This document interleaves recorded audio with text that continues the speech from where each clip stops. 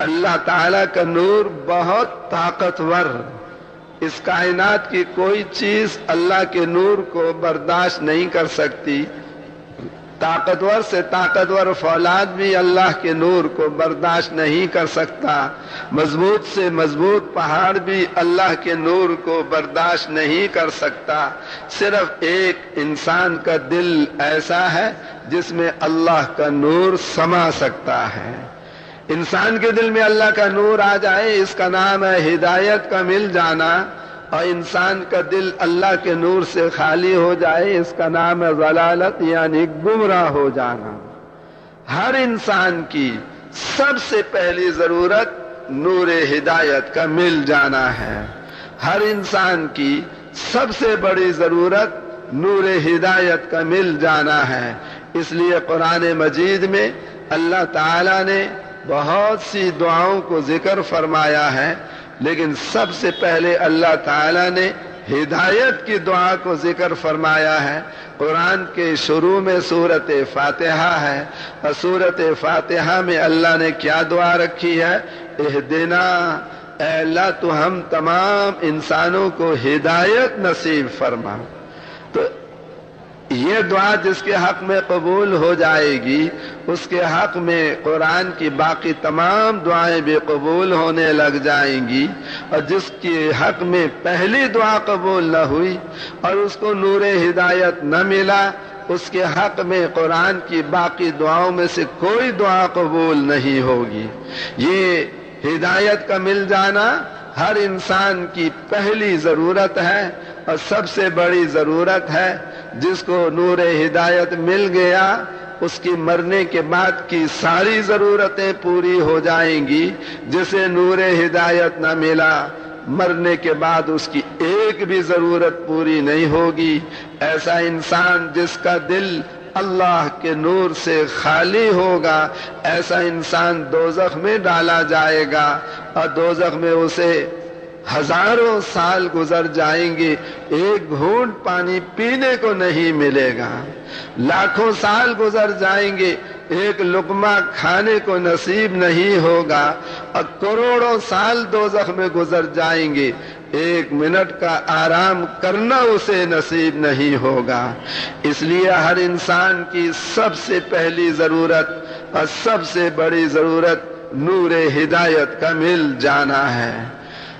دلوں میں ہدایت کا نور ڈالنا اور دلوں میں سے ہدایت کا نور نکال لینا، یہ ایک اللہ کا کام ہے۔ اللہ ہدایت دینا چاہے تو اللہ تعالیٰ نے فرعون کی بیوی حضرت آسیہ کو ہدایت دے دی، اور اللہ تعالیٰ ہدایت نہ دینا چاہے تو اللہ تعالیٰ نے حضرت نوح علیہ السلام کی بیوی کو ہدایت نہیں دی۔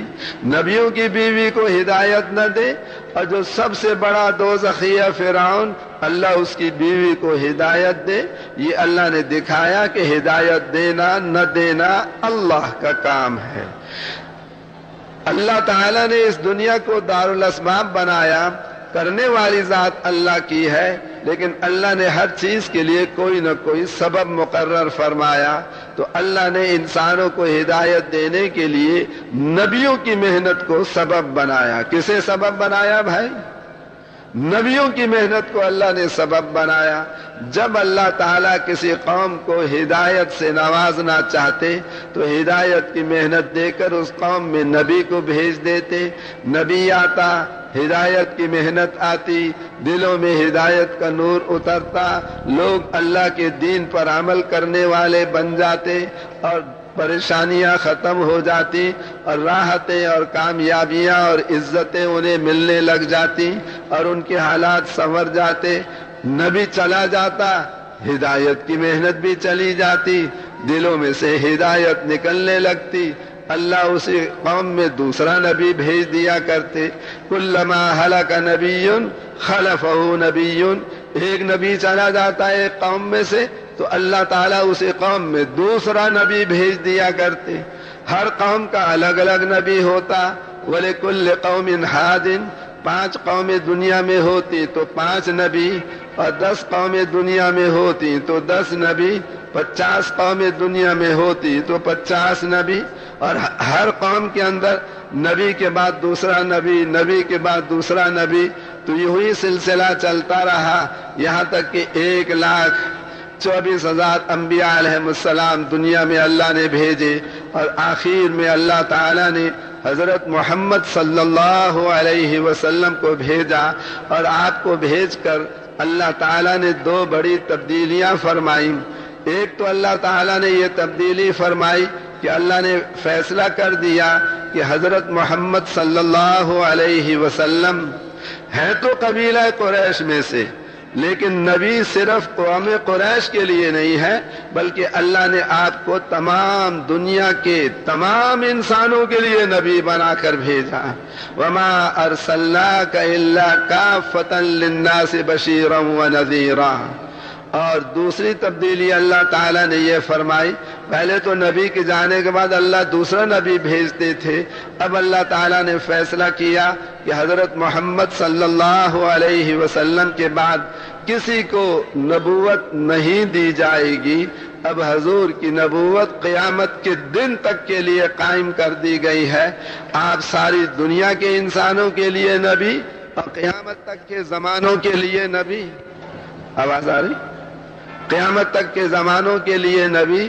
تو اس وجہ سے اللہ تعالیٰ نے اپنی ترتیب بدل دی، کیونکہ حضور صلی اللہ علیہ وسلم کو اللہ تعالیٰ نے تمام نبیوں کے لیے امام بنایا، آپ کو تمام نبیوں کے لیے نبی بنایا، اور اللہ نے آپ کو تمام نبیوں کا سردار بنایا۔